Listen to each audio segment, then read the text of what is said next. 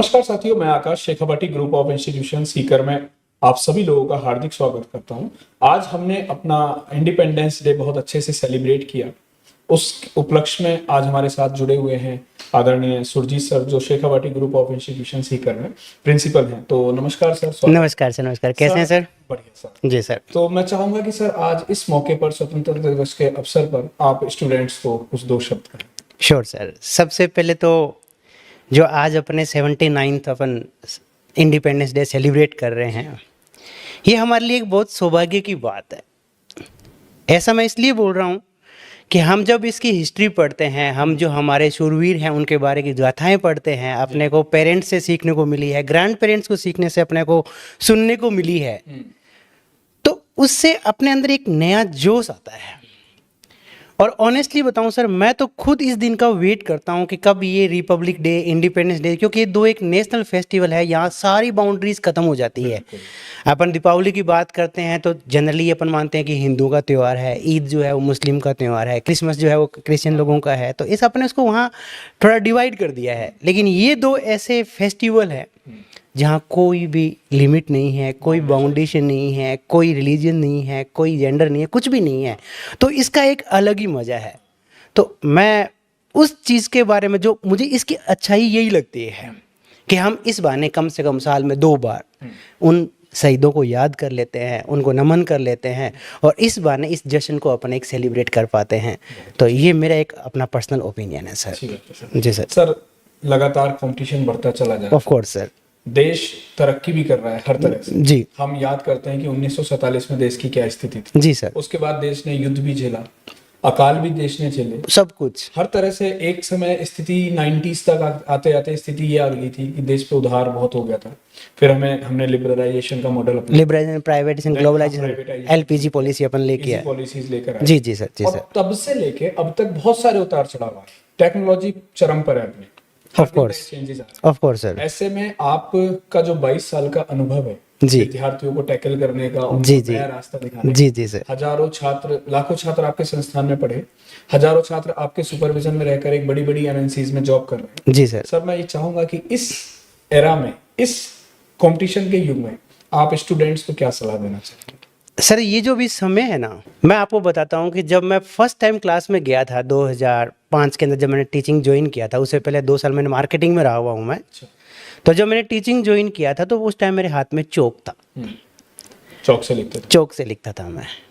और आज मैं जब क्लास जाता हूँ, मैं स्मार्ट बोर्ड के ऊपर जा रहा हूँ। ये चेंज देखा है सर। सबसे बड़ा चेंज ये है कि हम लोग ट्रेडिशनल मेथड के साथ में मॉडर्नाइजेशन को अपन ऐड कर पा रहे हैं।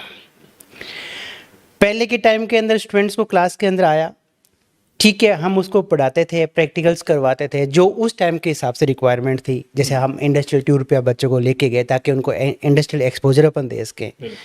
फिर हमने धीरे धीरे इसमें स्टार्ट किया, सिमुलेशन को हम लोग लेके आए कि हम लोग इंडस्ट्री को लेके आए, उनको रियल जो प्रैक्टिसेज होती है उनको हम हैंड ऑन कर सकें। क्योंकि case study, group discussion, interview, ये तो बाय डिफ़ॉल्ट ही मिलना है, मिलना ही मिलना है, तो पार्ट है सर। चाहे अपन कोई भी टेक्निकल एजुकेशन में जाएंगे तो वहाँ ये चीज़ें तो रहेगी। लेकिन इसके बियॉन्ड भी अपने को बहुत कुछ करना पड़ेगा, क्योंकि आज के टाइम में कंपटीशन बहुत ज़्यादा है। जैसे अभी आपने खुद ही बोला, अगर कंपटीशन ज़्यादा है तो पेरेंट्स की एक्सपेक्टेशंस अपने से बढ़ जाती है।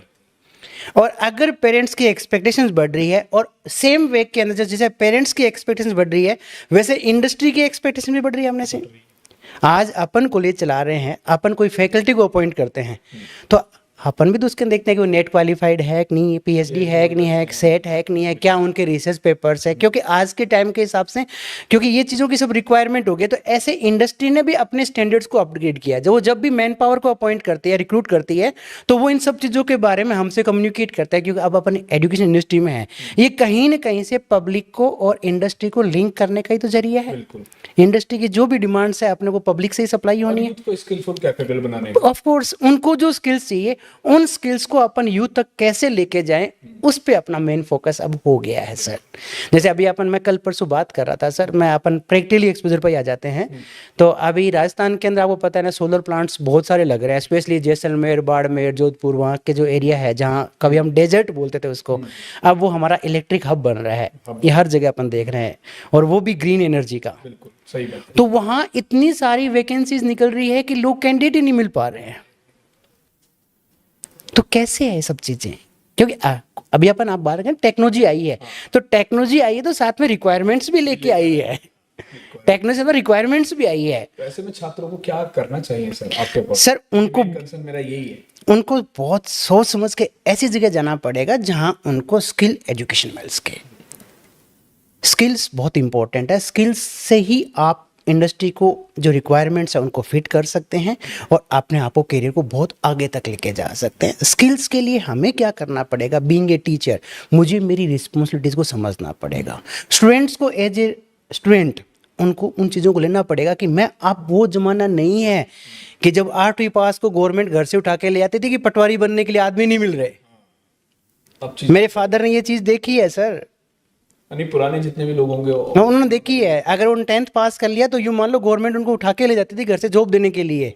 और अब देखो कंपटीशन, आप कंपटीशन तो अब बढ़ रहा है। कंपटीशन अब बढ़ रहा है, तो उसके लिए हमें इसके लिए रेडी रहना पड़ेगा सर। यानी कि आपको एक ऐसा संस्थान चूज करना पड़ेगा, ऐसे कोर्सेज की तरफ जाना पड़ेगा जहां से आप कुछ अच्छे स्किल सीख सकें और उसके बाद समाज में अपना अच्छे तरीके से योगदान दे सकें। जी। तो स्वतंत्रता दिवस के इस 79th डे को हमने सेलिब्रेट किया बहुत अच्छे से, और बहुत ही शानदार तरीके से संस्थान ने उत्साह भरे जो अपने जोशीले भाषण वक्तव्य होते हैं उनको दिया।